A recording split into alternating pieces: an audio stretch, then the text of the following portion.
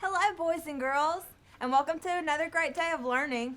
We're your teachers today, and I'm Miss Julie. Hello, I'm Mr. Zach. We're so glad to be with you again. We're going to have another day of fun, reading, and we're going to acquire and gain a lot of new knowledge. So we're going to be getting a new unit on American pioneers as they moved westward in the 1800s. Today's goals are to study pioneer families and their journey, and we're going to listen about a pioneer family's journey west and learn about what family life was like on the westward frontier. So our focus standards today are RI.2.3 and RI.2.7.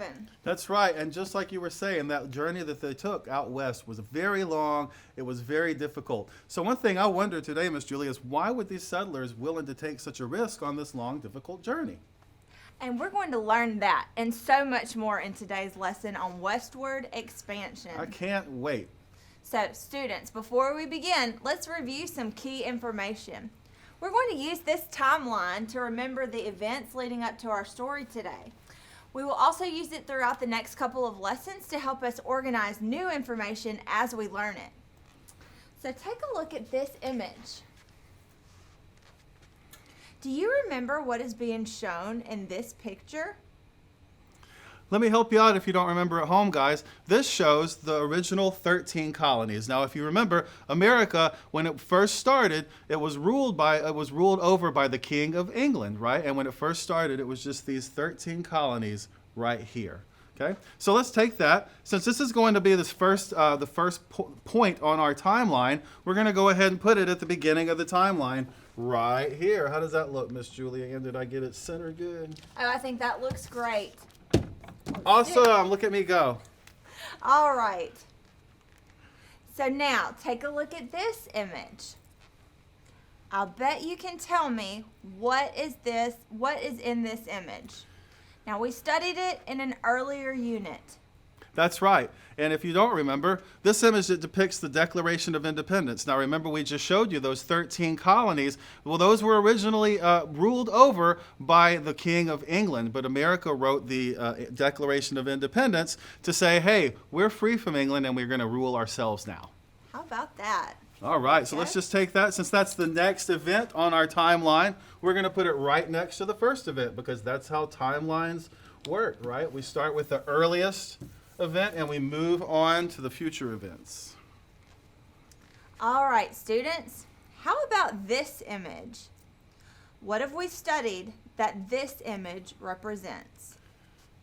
Awesome, guys. So if y'all can see right there, you can see right here in the middle. This shows the Louisiana Purchase. Now, what we just showed you with the 13 colonies, well, there was still a lot of space out here that nobody had explored. But Thomas Jefferson, one of our presidents, actually bought all of this Louisiana territory from France. And when he did, it basically made the United States, it doubled the amount of land that people were having access to. Okay, so we'll go ahead and take that and let's place it next to the Declaration of Independence. Because after we were independent, bought the Louisiana Purchase, now America's a lot bigger, right? And finally, students, can you tell me what this picture depicts? Who is this? Well, since we have all this new land to be explored, Thomas Jefferson said we need some guys to go and explore this land so we know what all's in there. And you may have heard these guys' names before. It's Lewis and Clark. And they were two famous explorers who did just that. They went all the way from the Mississippi River, explored all that new land all the way out onto the West Coast, and then came all the way back. All right, let's add that one. All right, let's put that on our timeline right here. It's the next event on our timeline. Great job, guys. And I could tell at home you guys really remembered all this information from our last unit. So we also need to remember our cardinal directions, north, south, east, and west. So if you look up here, north is this direction. Then we have south, east over here, and west over here. During that time, all of our pioneers, they were moving out west right here, right? Because like we said earlier, everybody was trying to live in this one little area, so it got really crowded. And as we got that new land out west, people start moving out west. So when we talk about westward expansion, that actually means growing towards the west part of the country, because expand means to grow. So they were expanding towards the west. Exactly. You made it make so much sense. Awesome. Thank you, Mr. Zach. So after the Lewis and Clark expedition, the United States continued to grow and became very crowded in the east, over in this area. So this resulted in more and more people moving westward. More and more people were moving westward to the frontier, looking for land and looking for opportunities. And what was known as the frontier during this time was the area west of the Mississippi River, where more and more people settled. Mm-hmm. And over here, if you can see, this is where more and more people settled. Mm-hmm. And we call the people who first settled in these areas the pioneers. Today, you'll learn about westward expansion in the United States in the 1800s and what it was like for a family to make a difficult journey west. All right, I can't wait. So let's look at some of the words we're going to need to know today for our story, and then we can learn all about western expansion. Awesome. That sounds great. So it looks like our first word is campfire. Boys and girls, when we say what word, that means it's your turn to say the word back to us. Let's try it. The word is campfire. What word? Yes, campfire. A campfire is an outdoor fire used for warmth or cooking. And here we have our picture that's going to represent a campfire. We'll add that up there. Right here next to the word. I love a campfire on a cold night. And I don't know about you, but when I think campfire, I think s'mores. S'mores with the marshmallows and the chocolate. Yeah, Yes. I don't think these pioneers had all that on our story today, but. That's too bad. Mm-hmm. All right, our next word is settled. Boys and girls, what word? Settled. Settled means to move to a place and make it your home. Just like the family we're learning about today. They're moving they're going to settle all the way out west during the 1800s. And this is our image card for the word settled. And it's a picture of a home. When you settle down and get a home, you are settled and living in a new place and making it all cozy. Mm-hmm. And nice. Now you have a nice new home. All right, our next word is going to be sights. What word? Sights. That's right. Sights are things or places seen. So we'll add that to our vocabulary. Sights are things or places seen. And we have a picture of a camera. When you go out and see the sights, you like to take pictures of what you see. So we'll add this image next to the word sights. Right here. Put it in there. Nice. And fits just right. I love to take pictures when I see the sights. Okay, our next word is going to be sympathy. What word? Sympathy. That's right. Sympathy is when we feel sorry for someone else's trouble or misfortune. So let's add that word. It's good to have sympathy, isn't it, Miss Julie? Yes, and when you feel sorry for someone, you feel it in your heart. So here's our picture that's going to represent the word sympathy. Oh, I love that picture. That really matches the word so nicely. Yeah, so when we feel sorry for someone else's trouble, that is sympathy that we feel in our heart. Okay, and our last word is going to be wagon train. What's the word? That's right, boys and girls, wagon train. A wagon train is a line or caravan of wagons. And let me show you a picture of what a wagon train looks like. So a wagon train is a line or caravan of wagons that look just like this. So let's add that to our vocabulary chart. I think the family we're reading about today, they're actually going to be traveling in one of these, right? So I Yes, think that's boys exciting and girls, to know. You're going to hear all of these words as we read. All right. So I'm so excited to learn about some new vocabulary words. Now, are you ready to hear about pioneers and westward expansion? Great. I am too. So before we start, let me ask you this. We've all been through this. Have you ever been on a long car trip like with your family, right? And what happens? You get bored during that trip. Did you ever ask your parents those famous questions that they all just really love to hear, like, are we there yet? Oh, Can we yeah. stop and get snacks, right? Well, let me tell you something, guys. You haven't heard anything yet. It could be a lot worse. So listen to the type of trip that they used to have to go on way back in the 1800s. Yes, you could have been stuck in a wagon going west in the 1800s, and those were the days when there was no cars. And you would have traveled in a covered wagon like we just looked at here. And you couldn't just stop and pick up snacks along the way, right? Right, and you'd have been pulled by horses or mules and oxen, and you and your family would have bumped along unpaved, dusty roads. You would have traveled all day long, and if you needed something, you couldn't order it from Amazon. That's and it right. would have taken about 6 months to get from east to west. Now, does that sound like fun, Mr. It doesn't Zach? sound like fun to me. That So does they not must have been sound like so fun. the people going on this journey, it must have been really important. So actually your trip might have been even harder. Your family would have had to pack everything you owned into a wagon, right? Including your personal belongings, clothing, food, water, and supplies. So there wouldn't even have been room for you to ride in the wagon sometimes. Oh, no. That's right. You might have had to walk all the way to Oregon. In the 1841s and 1850s, tens of thousands of Americans went west in wagon trains. These pioneers hoped to make a better life for themselves. Many of them were eager to claim farmland in Oregon or California.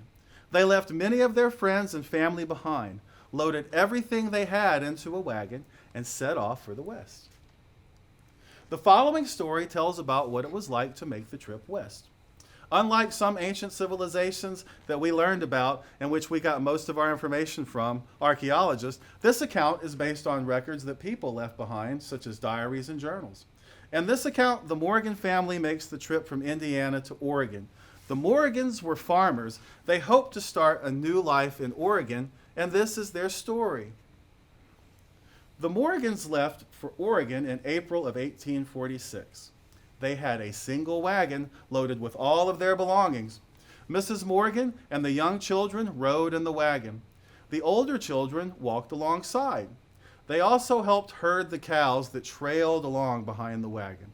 On the first day of their journey, the Morgans traveled 14 miles. When the sun began to set, they set up camp. The boys gathered wood for a campfire. Then Mrs. Morgan cooked supper. After supper, Mrs. Morgan set up beds for the children in the wagon. Once the children were asleep, she lit a candle and wrote the first entry in a journal she had decided to keep. April 11th, 1846. Began our journey to Oregon, made 14 miles on our first day. The sun felt warm upon our skin as we made our way along. Our journey was brightened by the wildflowers that dotted the landscape. By the time we made camp, the older children were exhausted from walking. I have to admit that I gave them each a little extra stew for supper tonight. For the next few weeks, the Morgans traveled west across Indiana and Illinois. They rose early each morning and traveled until just before sundown. On their good days, they covered 20 miles. When it rained or the roads were bad, they covered fewer. About 1 month after starting their journey, the Morgans reached the Mississippi River.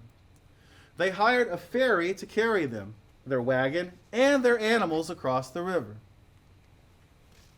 On that day, Miss Morgan had a lot to write in her journal. This is some of what she wrote. May 10th, 1846. The great Mississippi is wider than I could ever have imagined. Our wagon, our horses, and our supplies were loaded onto a flatboat and carried across the mighty Mississippi. I held my breath as I watched all our earthly possessions float away. Another month later, the Morgans reached St. Joseph, Missouri, where they bought food and supplies. The next morning, they crossed the Missouri River. This meant they were leaving the United States and were entering the area people called Indian Territory. On this day, Mrs. Morgan wrote in her journal, June 5th, 1846. The children are hoping to see Indians. We have been told that the Cheyenne and the Pawnee live in the areas we are traveling through. We have heard that they are sometimes willing to trade horses and food for clothes and tobacco.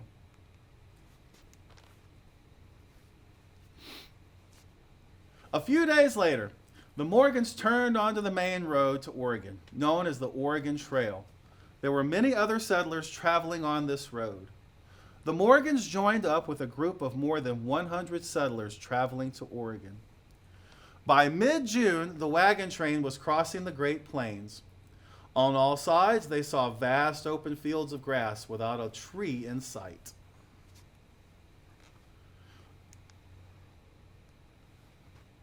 The Morgans also began to see large herds of buffalo. They noticed that these magnificent creatures spent much of their time with their heads bowed, grazing on the abundant grass. On one moonlight June night, as the stars sparkled in the sky, Mr. Morgan shot a buffalo, and Mrs. Morgan cooked the meat for supper. On that night, Mrs. Morgan wrote in her journal, June 14th, 1846. Buffalo meat, although tasty, takes a lot of chewing. I watched the children eat as the flames from the flickering fire lit their dirty faces. The good thing was that while they were chewing, they weren't complaining. A few days later, the Morgan's wagon broke. Mrs. Morgan stood guard all night in the rain while Mr. Morgan fixed the wagon. 2 weeks later, something even worse happened.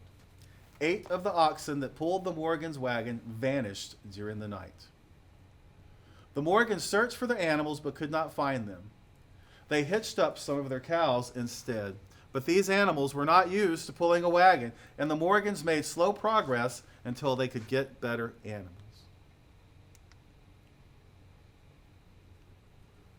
In mid-July, the Morgans reached Chimney Rock in what is now Nebraska.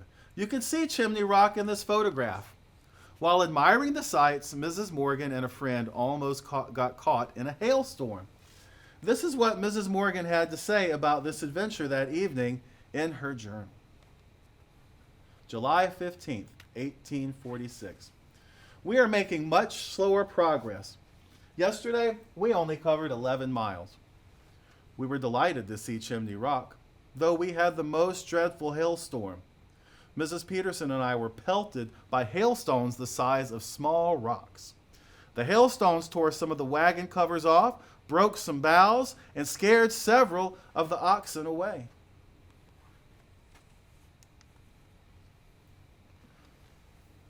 A few days later, the wagon train reached Fort Laramie, another common landmark on the trip for pioneers heading west.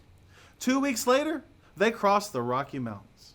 Miss Morgan wrote, August 9th, 1946.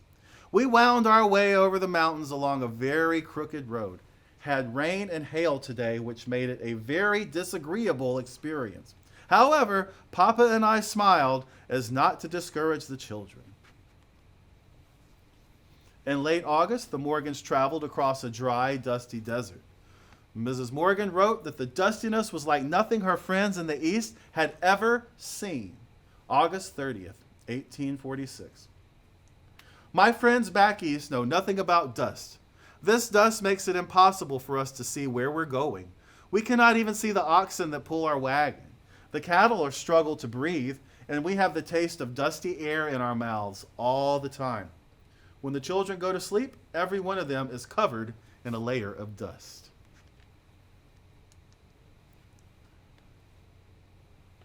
In mid-September, the Morgans encountered some Native Americans on their journey. Mrs. Morgan wrote, September 14, 1846. The Native Americans along Snake River wear only a cloth tied around their hips. They have a few horses and no blankets. The immigrants are happy to trade them old clothes for fish. Towards the end of September, a young woman in the Morgans' party decided she had had enough of the Oregon Trail. She sat down on the side of the trail and claimed that she could not travel any further. Then she began to sob loudly. The Morgans felt sympathy for her, but there was nothing else to do but press on. In mid-November, the Morgans reached Fort Dalles, Oregon, on the banks of the Columbia River. They built a raft that would carry them and their things down the river. Unfortunately, it had been raining for several days. The river was flooded and running too fast for raft travel. The Morgans had to wait for several days by the riverside. It was cold, rainy, and windy. The family huddled around a campfire to try to stay warm. Mrs. Morgan recorded 2 entries while they waited for the weather to improve. November 14th, 1846. We are unable to move forward. We must wait for the wind to ease. We have 1 day's provisions left. The warm sunshine has abandoned us, and we are chilled to the bone. November 16th, 1846. No let up in the weather. If anything, it's worse. Waves rise up over our simple raft. It is so very cold that icicles hang down from the wagon. On all sides, we see vast, open fields of grass without a tree in sight. Finally, the Morgans were able to make their way down the river into the Willamette Valley of Oregon. This painting shows what an Oregon town looked like at the time. Unfortunately, towards the end of the trip, Mr. Morgan had fallen ill. Mrs. Morgan rented a tiny house in Portland, and with the help of some kind men, the Morgans moved into their tiny house for the winter. Mrs. Morgan sold their last possessions to buy food. Mr. Morgan was so sick he could not get out of bed. Some of the children got sick as well. Mrs. Morgan stopped writing for a while. In mid-February, she started writing again. February 13th, 1846. It rains constantly. Our house is cold and the roof leaks badly. It is difficult to keep our spirits up. We're only able to eat 1 good meal a day. We still dream of our new home in Oregon. I know we will get there. Mr. Morgan recovered, and in the spring, the Morgan family settled on a farm in Oregon. The Morgan family's journey ended well, though for many others who traveled west, it did not. So the next time you're on a long trip, think how boring and terrible it is. Think of the Morgans and their trip to Oregon, and remember, it could be worse. Wow, the journey west back then was really tough. They had no idea that, I had no idea that they used wagons to carry all of their stuff, and they walked the whole way. I didn't know that you maybe had to walk either. I thought the whole thing about the wagon was getting to ride in it, but apparently you got to carry so much stuff, right? And the entire journey was so full of dangers. Miss Julie, do you remember any of the difficulties that they may have faced on their trip? Well, I know they wanted a better life, and they thought that having land of their own for growing crops would make the trip worth it to them. Mm-hmm. That's right. And they traveled. How did they travel? They traveled in a wagon train, and they put all of their possessions in the wagons, their food, clothes, and personal belongings. Exactly. And once they got to Oregon, there was no way to get back, right? So you have to get with the rest of your stuff. That's right. Okay, boys and girls, I had so much fun today. Another great day, yes. So, all right, so we look forward to seeing you again. Please join us again as we continue to explore all kinds of animals, places, and events in our world. Thanks for doing your best today, scholars. Be sure to share something you learned today with somebody at home. All rights and credits for today's lesson belong to Core Knowledge Language Arts, and we would like to thank them publicly for sharing these valuable resources. The views and opinions expressed in this lesson are those of Core Knowledge authors and do not necessarily reflect our official policy or position of the Mississippi Department of Education. Thank you for joining us today, boys and girls, and we'll see you next time. See y'all next time.